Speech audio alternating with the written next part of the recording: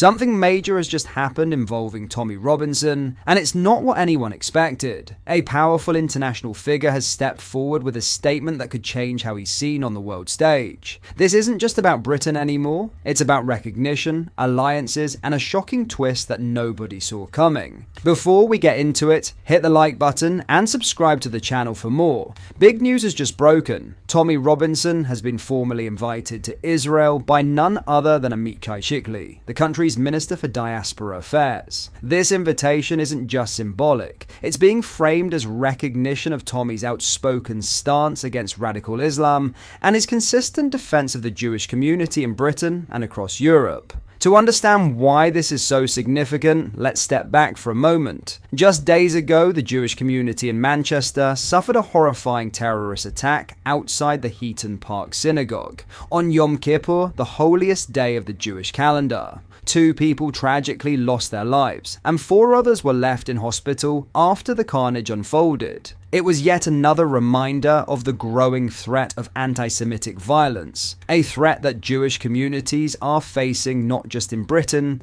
but right across Europe. In the immediate aftermath of this attack, Israel made it clear that it stands shoulder to shoulder with Jewish communities abroad. Amichai Chikli, the minister responsible for diaspora affairs, issued a statement that caught the attention of the world. In that statement, he hailed Tommy Robinson directly, calling him a British patriot, and announcing that he would personally host Tommy in Israel this month. Chikli's words were striking. He said, "In the wake of the horrific Manchester terrorist attack, Israel and the Jewish people stand firmly with our allies in the United Kingdom. On behalf of the State of Israel, I am proud to host British patriot Tommy Robinson, who will visit Israel in mid-October." Now let's be clear, this isn't just a casual invite. The minister went further, describing Tommy as a courageous leader on the front line against radical Islam, someone who has proven himself to be a true friend of Israel and the Jewish people, unafraid to speak the truth and confront hate. These are extraordinary words, and they represent a moment that could have wider implications. For years, Tommy has been attacked and vilified for speaking openly about the dangers of radical Islam, for highlighting grooming scandals, and for calling out rising anti-Semitism in our society. And now, one of Israel's senior government ministers has stood up and said plainly, this is someone we consider an ally. Chikli concluded his statement with a strong pledge. Together with friends like Tommy Robinson, we will build stronger bridges of solidarity, fight terror, and defend Western civilization and our shared values.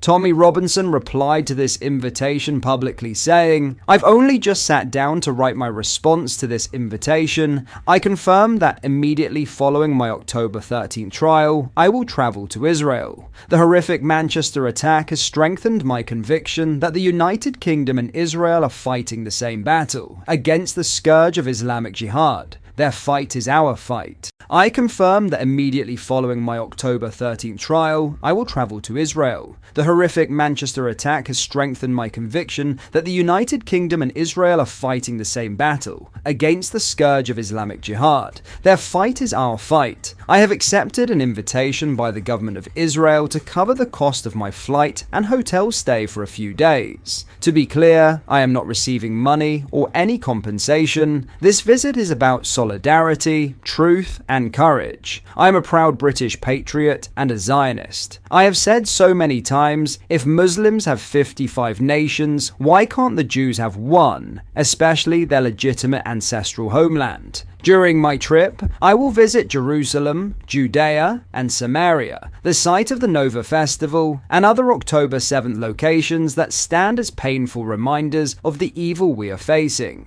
I will visit Yad Vashem and the Jabotinsky Institute, where I will learn and deepen my understanding of the roots of Zionism and the ongoing fight for Jewish survival. Jabotinsky is the ideological forefather of Prime Minister Netanyahu, one of the great leaders of the world. world. I don't know enough on this subject, so I'd like to learn more. I will visit the Knesset and meet with leaders of the Israeli government, including Minister Amichai Chikli, Israel's diaspora minister, who invited me as well as many others. I have also scheduled meetings with representatives of other nations who maintain missions in Israel. As a Christian, I am deeply moved to also walk in the footsteps of my own faith. I intend to visit key Christian holy sites, including the Church of the Holy Sepulchre in Jerusalem, the Sea of Galilee, and more. I will visit the sacred places where Christianity was born. I also hope to get into Gaza. I am excited to walk the streets of Jerusalem, to meet the people of Israel, and to stand shoulder to shoulder with a nation that refuses to surrender in the face of terror. When Jews are attacked, the free world is attacked. Brits were murdered in our streets, and jihadi terror is worldwide. The people of Britain and the people of Israel share the same enemies and the same destiny. I come as a friend, as an ally, and as someone who believes that the strength of Israel is the strength of the West. If Israel falls, we all fall. Hamas made it clear on October 8th their goal is not only to conquer Israel, but also to conquer London and New York. They are bloodthirsty jihadists with a global caliphate as their goal.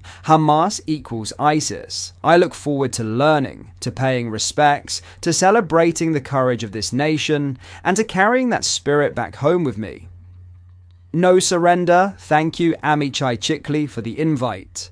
Now, whether you agree with Tommy or not, you cannot deny that this is a major moment for a sitting minister of Israel to publicly embrace him as an ally, to call him a patriot, and to invite him to Jerusalem in the direct aftermath of a terrorist atrocity. That sends a powerful signal. It shows that what many in Britain dismiss or try to silence is in fact being taken seriously abroad, particularly in a country that knows the reality of terrorism and anti-Semitism all too well. This invitation also cuts against the narrative that Tommy stands alone or is some kind of fringe figure. Clearly, that is not how he is being seen internationally. Israel is treating him as someone who has stood firm, someone who is willing to take the hits at home for speaking out on issues that too many politicians and media voices try to bury. So what happens next? Tommy is expected to travel to Israel in mid-October. No doubt his visit will attract both support and controversy, as it always does. But one thing is certain, this move has lifted him onto the international stage in a way that will be impossible to ignore. At a time when Jewish families are reeling from yet another deadly terror attack, when communities across Britain are feeling unsafe in their own places of worship, Israel has made a statement. And in that statement, they have chosen to stand openly with Tommy Robinson. Make no mistake, this is a turning point. What are your thoughts on what we discussed in today's video? Let me know down in the comment section below. If you have not yet already, make sure you do drop a like on this video and subscribe to the channel for more British content. Thank you, take care, goodbye.